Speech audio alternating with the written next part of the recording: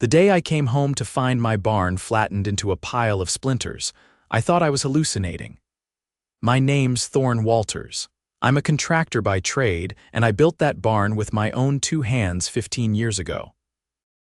It sat near the back of my property, just past the tree line, far enough from the house to keep things quiet but close enough to keep an eye on. It was my workshop, my storage space, and half my livelihood. And now, gone. Just tire tracks, broken boards, and a few nails left in the dirt. I didn't need long to find out who did it. "You built it without HOA approval," said Sharon Gilroy, the president of the Willow Creek Homeowners Association. Mid-50s, always in pastel cardigans and oversized sunglasses, Sharon had the personality of a mosquito trapped in a wine glass, loud, irritating, and impossible to ignore. "I didn't need HOA approval. It's my land," I said, standing in front of what used to be my barn. "And that land's not even under HOA jurisdiction." "Oh, Thorne, you're so mistaken," she huffed, flipping through some crumpled papers on a clipboard like she was presenting evidence in court. "Section 12, subsection B clearly states—" "I've lived here longer than this HOA's existed," I interrupted. "That barn's been standing since before your little committee even formed." Sharon's eyes narrowed. "Then maybe it's time someone updated the neighborhood standards. You trespassed and demolished private property." She waved her hand like I was a toddler throwing a tantrum. The board voted. It was a unanimous decision. The structure was an eyesore. A vote doesn't make it legal. "You can take it up with the board," she said, turning on her heel. I stood there staring at the wreckage, my jaw tight. They thought they could bulldoze my property and get away with it because they had a vote. Something about Sharon's smug little exit didn't sit right with me, and I suddenly remembered something, an old plat map years ago when I bought the land. I remembered a weird little carve-out that had puzzled the surveyor. I didn't sleep that night. Instead, I started digging. I pulled out my original land deed, the old survey, and visited the courthouse records office the next morning. Took half a day, but when I found what I was looking for, I laughed loud enough that the clerk gave me a weird look. Turns out, the Willow Creek HOA clubhouse, the crown jewel of their little empire, was built on a half-acre that technically still belonged to me. Somehow, decades ago, the previous landowner had leased it out for community use, but the lease had expired 6 years ago. No one renewed it. And HOA never noticed. They'd bulldozed my barn, and they were squatting on my land. I parked my truck beside the old elm tree near the edge of the clubhouse lot, careful to stay on the strip of gravel that, according to the property line, belonged to me. A couple of HOA volunteers were stringing up bunting on the porch railings. One of them, a guy in a straw hat with a clipboard, gave me a wary glance, but didn't say anything. I ignored him and ran a measuring wheel along the boundary line, just to confirm. The clubhouse sat square in the middle of my land, not 1 inch over. I headed straight to the county assessor's office the next morning and filed a formal notice of land possession. Then, I contacted a real estate lawyer named Catherine Bell. She'd spent 20 years battling land disputes and had the kind of calm, surgical demeanor that made people twice her size backpedal. After I showed her the documents, she leaned back in her chair, tapped the map with her pen, and said, "They've been operating on your land for over half a decade without a lease or easement. If they've collected dues to maintain this building, that's a problem." "A big one?" I asked. "Potentially criminal," she said. "Especially if they used association funds for upkeep on property they don't legally control." We filed a cease and desist order that same afternoon. It was delivered to the HOA by a process server wearing aviators and a windbreaker, who walked right into their monthly meeting and dropped it on the folding table between Sharon and her vice chair, a narrow-eyed man named Doyle with a permanent 5 o'clock shadow. 3 days later, I got a letter in my mailbox, no stamp, just hand-delivered. It was typed on HOA letterhead and filled with vague legal jargon about disputed boundaries and community interests. At the bottom, Sharon had signed her name in looping cursive like she was royalty. I didn't bother replying. Instead, I installed a tall temporary fence around the clubhouse perimeter, just inside my property line with a sign that said, "No trespassing. Private property, violators will be prosecuted." That's when things got ugly. The next morning, someone slashed 2 of my truck tires and dumped a bag of roofing nails across my driveway. I called the sheriff. Deputy Herrera showed up 20 minutes later, took one look at the damage and shook his head. "Any cameras?" he asked. "I've got one on the garage, but it doesn't point that far." "You might want to fix that," he said, jotting notes. "I'll file a report, but unless we catch someone in the act." "I know," I said. "Nothing you can do." That night, I installed 2 motion-activated floodlights and a 4K security camera on the telephone pole that faced the clubhouse. The next morning, I caught someone in a gray hoodie trying to pry the latch off my gate. The footage was grainy, but the license plate on the car parked nearby wasn't. It traced back to Doyle. Catherine took the video straight to the county prosecutor. Meanwhile, I filed a civil trespassing claim and included the footage in the complaint. The sheriff's office contacted Doyle for questioning, and word must have traveled quick, because by the following week, the entire HOA board canceled their usual Sunday meeting. The clubhouse sat dark for the first time in months. Then came the retaliation. A notice appeared on my front door stating that my mailbox was non-compliant with community aesthetics. The next day, my trash bins were tagged with yellow stickers claiming improper placement. Then came a fine, $500 for unauthorized fencing, referencing the barrier I'd placed around my own property.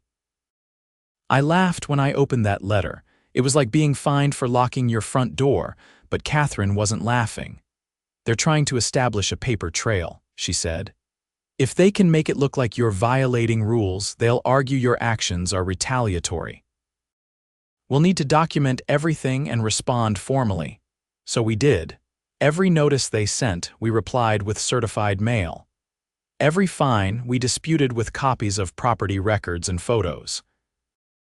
I even filmed myself measuring the mailbox height and distance from the curb with a level and a tape measure, just to prove it met federal guidelines. And then, I dropped the hammer. With Catherine's help, I filed a motion for injunction to halt all HOA operations on my land. That included their use of the clubhouse for meetings, events, and administrative duties. I also submitted a claim for property damages related to the illegal demolition of my barn. We included contractor estimates, photos, and a notarized statement from a neighbor who had witnessed the bulldozer arrive the morning it was torn down. The court date was set for 3 weeks later. In the meantime, I got busy. I put up another fence, this one 6 feet high, with reinforced posts and a padlocked gate. I painted it a deep red and hung a laminated copy of the land deed right on the front. Then I added a second sign, "Future site of Walters Custom Carpentry," just to drive the point home. The final blow came from an unexpected place. A retired judge named Leonard Briggs, who lived 2 streets over, showed up at my door one afternoon with a manila folder. "I heard about your situation," he said, adjusting his glasses. "I used to serve on the zoning board before Sharon took over. I kept copies of all the original filings. Thought you might want to see what the HOA submitted when they incorporated." Inside the folder were minutes from early meetings, including one where Sharon had told members not to worry about renewing the land lease, because no one would ever challenge it. Another page showed they'd used HOA funds to renovate the clubhouse kitchen, $10,000 worth of custom cabinetry and granite countertops. Catherine's face lit up when I showed her the documents. "They're cooked," she said. "This is misappropriation of funds, plain and simple." We updated our complaint to include financial misconduct and fraud and sent copies to the county controller's office. Within a week, the HOA's treasurer resigned. 2 other board members followed. Sharon, however, remained. The day of the hearing, she arrived at the courthouse in a linen suit and pearls, flanked by a paralegal from a mid-tier firm in the city. She looked confident until the judge, a no-nonsense woman named Judge Bexley, asked her one question. "You have a valid lease agreement granting your HOA the right to operate on Mr. Walters' land." Sharon opened her mouth, but no words came out. "Do you have any record of payment, easement, or transfer of ownership?" Still nothing. Judge Bexley turned to me. "Mr. Walters, do you have documentation proving ownership of the parcel in question?" I handed over the certified deeds, survey maps, and Catherine's highlighted breakdown of the property lines. After reviewing them, the judge nodded. "Based on the evidence, I am issuing a temporary injunction barring the HOA from any use of the property until ownership is resolved. Additionally, the court finds sufficient cause to move forward with the damages claim. Bailiff, please record this for civil action." Sharon's face drained of color. For the first time, she looked unsure of herself. Outside the courthouse, a few neighbors waited to hear the outcome. One of them, a retired Navy vet named Paul, clapped me on the back. "About time someone stood up to them," he said. "They've been pushing folks around for years." I gave a half nod, but I wasn't done yet, not by a long shot. They'd taken something from me. Now it was time to make sure they couldn't take from anyone else. 2 weeks after the injunction, the clubhouse stood boarded up like some forgotten roadside diner. A faded banner still hung limp across the front porch, half torn and flapping in the wind. No one dared step across the fence line. Even the bunting had been taken down, leaving behind staple holes and sun-bleached outlines. I'd barely stepped outside that morning when a black SUV rolled up and parked at the curb. A woman in a charcoal blazer stepped out, flashing a badge clipped to her belt. "Mr. Walters?" she asked. "Yeah, Detective Cara Mendez, Financial Crimes Division." She opened a folder and held up a copy of the HOA's annual report, the one they'd submitted to the county last spring. "Mind if I ask you a few questions about the Willow Creek HOA's financial activities?" I led her to the porch, and we sat down across from each other, the folder between us. "We've had a series of complaints," she said. "Unexplained dues increases, sudden contractor payments with no work performed, and now, your lawsuit." I nodded. "They tore down a structure on land they didn't own, then tried to fine me for fencing it off. We've traced multiple payments from the HOA's maintenance fund to a company called Gilroy Property Services, LLC. I leaned forward. "That wouldn't happen to be registered to Sharon Gilroy, would it?" "We're confirming ownership now," Mendez said. "But the payments total over $35,000 in the last 2 years. No records of services rendered, no invoices, just lump sum transfers from the HOA's account." That explained the renovations I'd seen last fall, the new marble countertops, the custom landscaping. "I always thought it felt over the top for a community clubhouse." "I've got neighbors who would talk," I said.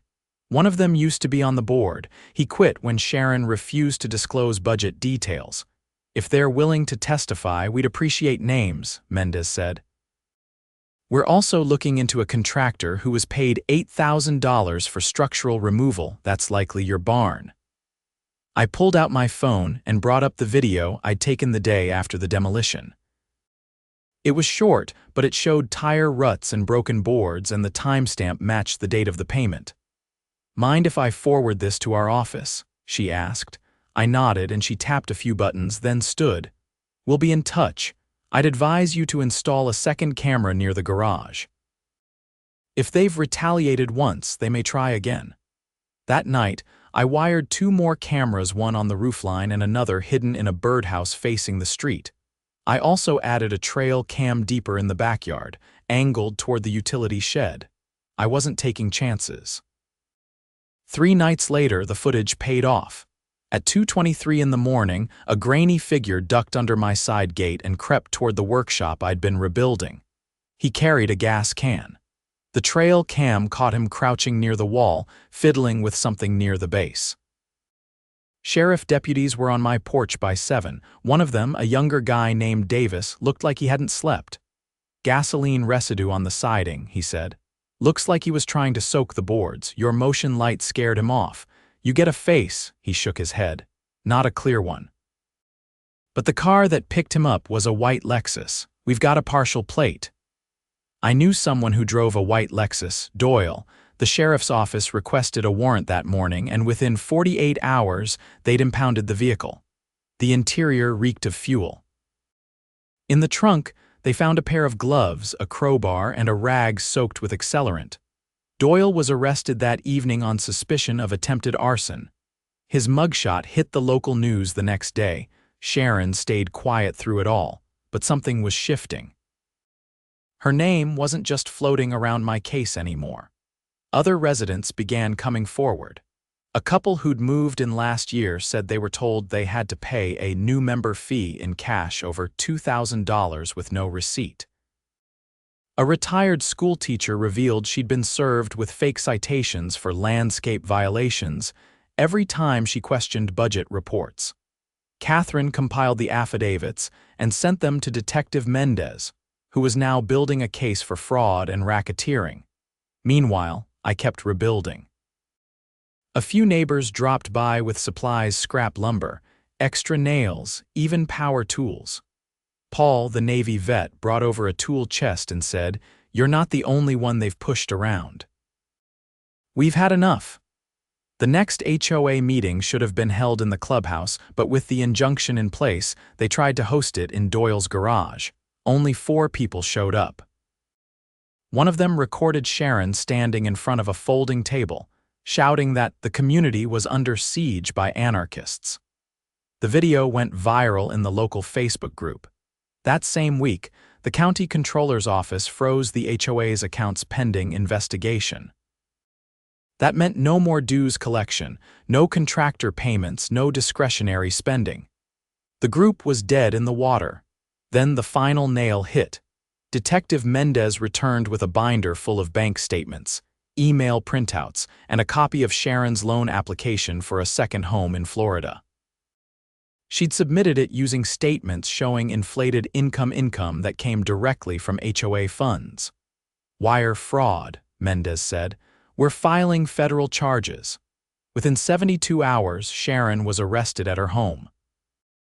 The footage showed her in pink slippers and a silk robe, shouting about how she was the backbone of the neighborhood. The news station that had covered the arson now ran a special segment titled "Queen of Willow Creek," from cardigans to criminal charges. I watched it with Catherine from the porch, sipping coffee as the sun came up. "They'll probably dissolve the HOA," she said. "Good," I replied. "Let someone else plant flowers and hand out newsletters. I'm done with monarchs." Weeks passed and the neighborhood began to breathe again. Without Sharon's grip, people started talking to each other instead of reporting each other. Lawns were a little less manicured, but laughter echoed again from backyards. For the first time in years, folks waved instead of glaring. A community meeting was held, not an HOA meeting, just residents getting together in Paul's driveway. No clipboards, no fines, just folding chairs and lemonade. Someone asked if I'd ever rebuild the barn to its original size. "No," I said. "I'm making it bigger." Cheers erupted. By the end of the month, Sharon had been indicted on 4 counts of wire fraud, 2 counts of embezzlement, and 1 count of conspiracy to commit arson. Doyle took a plea deal in exchange for testifying. Half the former board members disappeared from public view, the clubhouse. I had it demolished legally this time and used the cleared land to build a proper workshop and community garden. I put up a plaque on the gate that read, "Built by neighbors, not by decree." And that was the real win. Not just that I got my land back. Not just that the ones who abused their power faced justice. But that we took something broken and made it whole again on our terms, without fear, without fines, and without cardigans. The morning the demolition crew arrived to clear the clubhouse debris, the sun barely crested the eastern ridge. I stood behind the chain-link gate, coffee in one hand, watching the excavator swing its arm in a slow, deliberate arc. With each crunch of collapsing drywall and splintered beams, the last of the HOA's rain evaporated into dust. It wasn't just about reclaiming land anymore. It had evolved into something larger, a reckoning, the kind that left stains in the record books and whispered warnings for years to come. Detective Mendez kept me updated as the investigation widened. Sharon's arrest triggered a cascade of disclosures. Bank records unearthed a pattern of payments to shell companies, nearly all of which were registered to friends or relatives she'd once installed on subcommittees. One had been funneling payments for supposed security patrols, yet not a single patrol vehicle was ever logged by the county. The federal indictment expanded to include identity theft. She'd filed official correspondence using forged signatures from residents who had either moved away or passed on. Mendez brought in a forensic accountant from the state's fraud unit, who uncovered a second bank account opened under the HOA's name, this one not listed in any public report. Over $80,000 had been siphoned into it over the past 4 years. Doyle, having flipped early, provided access to decades' worth of internal emails. One thread revealed a disturbing plan to blacklist residents who'd ever challenged board decisions, including myself. Sharon had drafted a confidential document, Community Harmony Measures, labeling dissenting homeowners as non-compliant risks and instructing board members to document anything that might justify punitive action. They'd been compiling personal data, work schedules, vehicle plates, even gate codes. The FBI took over by the end of the month. I never thought I'd see a federal raid in our quiet cul-de-sac, but there it was on a Thursday just after lunch, black SUVs and agents in windbreakers stepping out with sealed warrants. They entered Sharon's home, removed hard drives and loaded bankers' boxes into the trunks of unmarked cars. Word spread fast. By dinner, half the neighborhood had gathered along the sidewalk, silent and taut with disbelief. Inside the boxes were HOA ballots, hundreds of them, most never counted. Some bore residents' names who hadn't lived there in years. Others had forged signatures. Elections had been rigged to maintain control, ensuring Sharon and her loyalists remained in power. I learned all this from Catherine, who'd been contacted by the U.S. Attorney's Office for statements and documentation. They confirmed we'd be notified when the grand jury convened. It was no longer just a civil matter. It was a federal case. The remaining residents took control of what they could. A volunteer oversight council formed, no titles, no committees. Just people with a shared goal, transparency. The first thing they did was hold an open forum in Paul's backyard. No one handed out rules or spoke from a podium. Instead, we passed around a clipboard and listened. Linda, a nurse from the West End, revealed she'd been denied parking exemptions for overnight shifts, even though the rules allowed them. Her requests had never been forwarded to the board. Miguel, a stonemason with 3 kids, explained how every time he tried to put up a temporary play structure, he received a threat of fines. Sharon had told him it would lower property values. We all sat there, stiff-backed and quiet, until an older man with a limp, Mr. Pritchard, who rarely spoke, cleared his throat. Years ago, I tried to get the bylaws amended to allow solar panels, he said. Sharon told me it would bring the wrong type of attention. I didn't push back. I didn't want trouble. We all knew what he meant. Catherine helped the council draft a community charter, simple, clear, and enforceable only by resident vote. No more hidden fees, no more secret meetings, no more power hoarding. Everything had to be recorded, and all records were made publicly accessible through a shared drive. As for the land, I had plans. With the last of the clubhouse rubble gone, I brought in a local architect to help design a public-use barn. Not just a workshop this time, but a multipurpose structure. Tool sharing, woodworking classes, even a space for weekend markets. We called it the Mill House, a nod to the land's original use long before suburban sprawl swallowed it. Construction took 3 months. I poured the foundation myself. When it opened, people came from all ends of the neighborhood, some bringing folding chairs, others with coolers and kids in tow. Miguel's wife made tamales. Linda handed out cookies wrapped in wax paper. Paul grilled hot dogs over a barrel smoker and told stories from his Navy days to a swarm of kids who hung on every word. No one asked for permission. No one fined anyone. Just after dusk, Catherine stood beside me beneath the porch light of the new barn. She looked out over the crowd and nodded once. "You gave them something they didn't know they'd lost," she said. I didn't answer. I just watched as neighbors who'd once lived behind drawn curtains now laughed over shared food and stories. The kind of community that couldn't be built with rules, it had to be earned through scars. Weeks later, the trial began. Federal court was held 2 counties over, and I sat through every day of it. Sharon, once polished and commanding, now looked hollow beneath the courtroom fluorescence.